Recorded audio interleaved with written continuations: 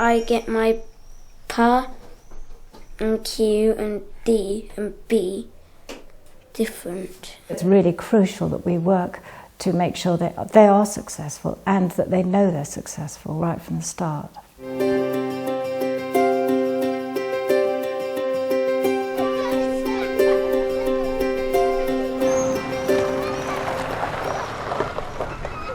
My name's Kate Bodle and I'm lucky enough to come and work at UELM School a couple of sessions a week, working with children who have dyslexia. This is a very small school. It has a very friendly population, both of staff and children.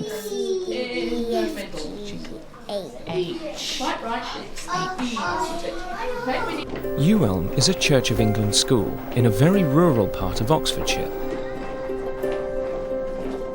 It's the oldest school in the country still operating from its original buildings. At first sight, this is a very unusual school. It's in a beautiful setting, but it's not that unusual professionally and in terms of what the children experience. It's a regular school.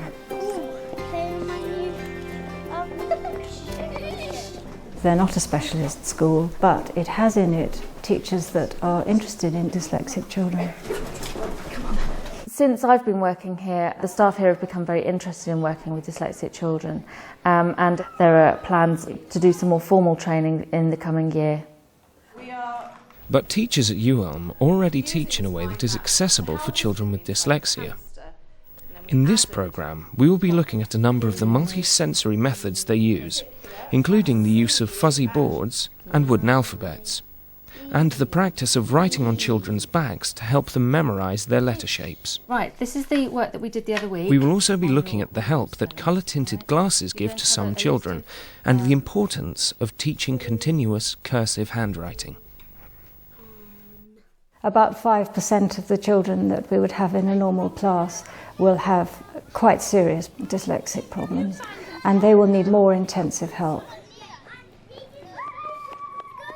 A further 5% show some dyslexic characteristics. And at UELM, the teachers are on the lookout for the telltale signs of dyslexia from the first day a child enters the reception class.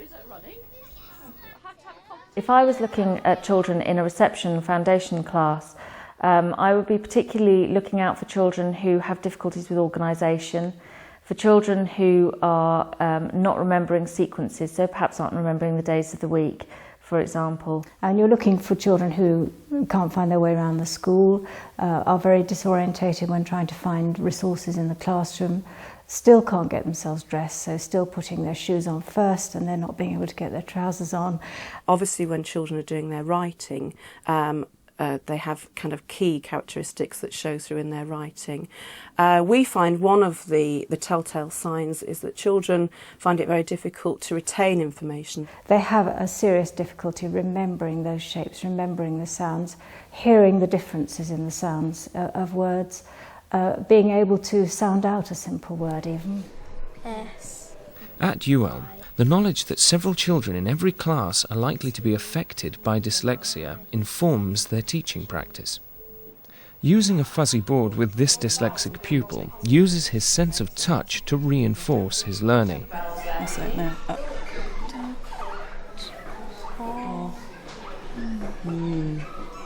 So T-O-M. Tom. This is part of a multi-sensory approach adopted by the school, which they find benefits all students, not just those with dyslexia. Multisensory teaching, it really means that you are trying to teach to all the channels of input into somebody's brain. We learn from every experience of touch and feel and smell and listening, and every channel into our brains. Apple. Acorn. A. Ball. With multisensory teaching, you're trying to put the information into as many different parts of the child's brain as you can, because then if one part fails, another part will remember. Cat. I was writing on Hannah's back to help her feel the shape of the letters in a different way, because she was listening to the letters and I was helping her to feel the way that the letters would be formed at the same time. In essence, multisensory teaching is just basic good practice that should be being carried out in all areas of the curriculum, from foundation stage children all the way through to year 6. Bird is in the playground. Dad says. Mum says. Cousin in the country says. Uncle in the navy says. Auntie in the army says. Auntie in the army says. Auntie in the army says. When we're teaching children to read and write, it can be quite a laborious business for dyslexic children, and anything that enlivens words for them is really excellent. Pea brain, pie face, jug ears, Slap head. 4 eyes, carrot top. Being lively, being really animated and as if you're enjoying the lesson, even if you're really tired and you don't feel like teaching that day, is really particularly important to dyslexic children, because they very easily switch off into much more interesting thoughts than your boring lesson. Go like this. A, B, C, D, E, F, G, H, I, J, K, L, M. The children start off with the alphabet in school. It's their first big things that they have to learn. N, O, P, Q, R, S, T, U. This teacher, teaching the reception children their alphabet, she's putting it into more than just their ordinary listening memory.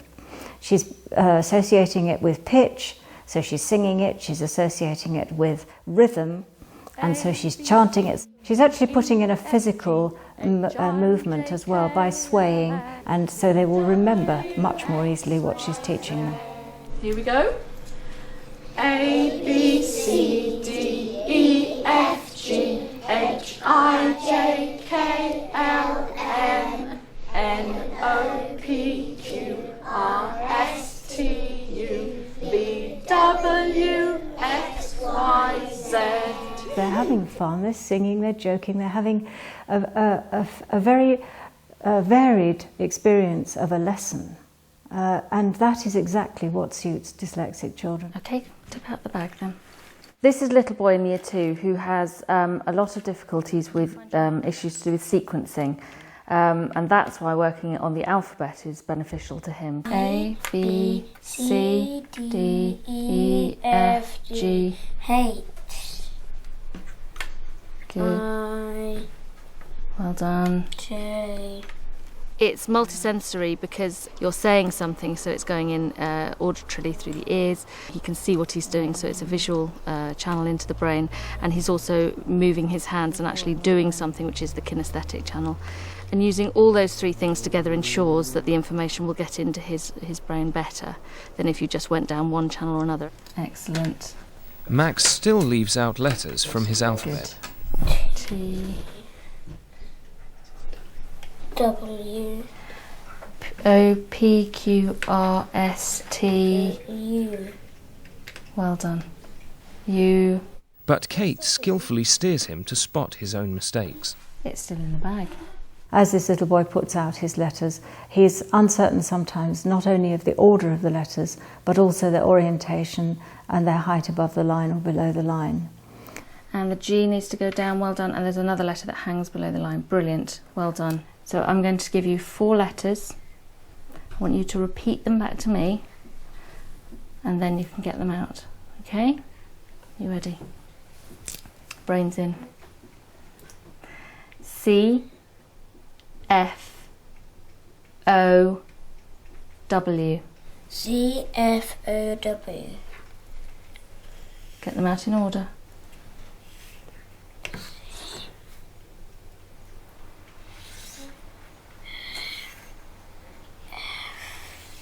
W. Brilliant. When Max makes mistakes, Kate does not immediately correct him. The reason I don't chase him every single step of the way is because he would lose self-esteem very quickly if I did that. So I'm trying to improve his self-esteem, but then we go back and look at it together and make a few changes afterwards. D, K, Q, I, Y. Good boy. The extra help Max has received from Kate has certainly boosted his self-esteem. Q, Y. Good boy. I finished off my work today and it's on the wall. It says Max right there. That's how much writing I've done. And Kate helped me a lot. To have got to this point in his writing has taken him a huge amount of effort, much more so than it would have done a child who doesn't have dyslexic difficulties. But using these these multisensory approaches has just made all the difference to him. Right, this is the work that we did the other week on your rainbow Kate has had a stones. specialist training in teaching children with dyslexia. New work.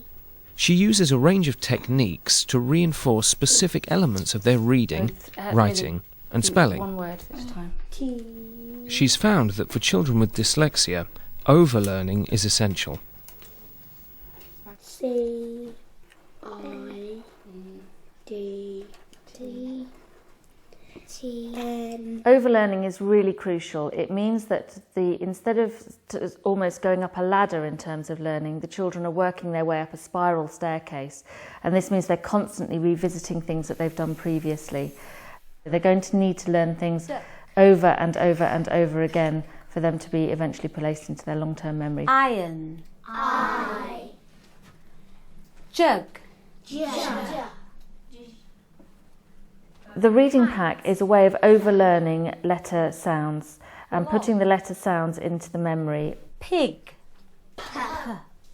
The important thing is that they can look at the letter shape and remember which letter sounds are represented by that letter shape. Rat.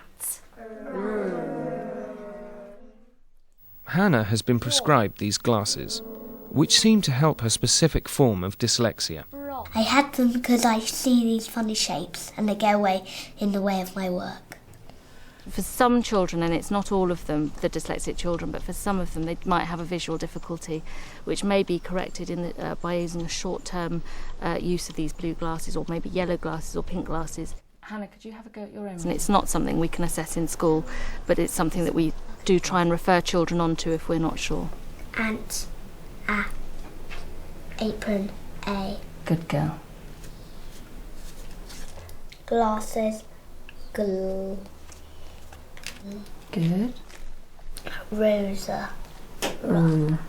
Hannah's a little girl that learns in a completely different sort of way. She's very creative.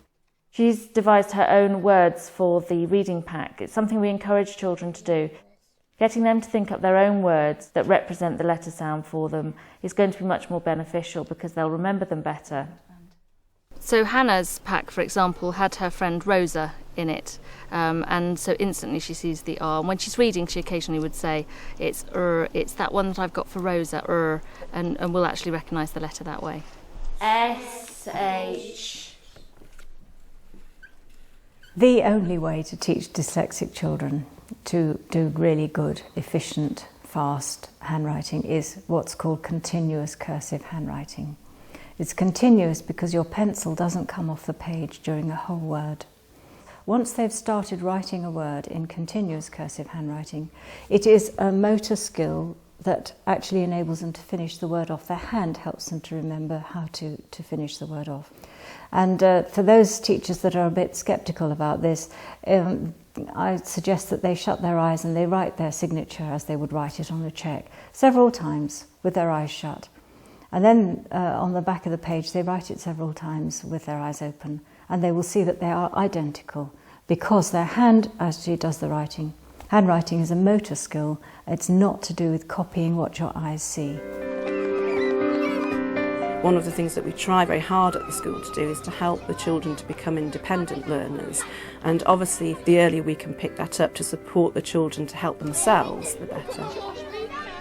If you can get children believing in themselves, knowing what they're good and bad at, knowing how to learn, knowing how to approach tasks, you've got children who are going to be successful for the rest of their education and probably the rest of their lives.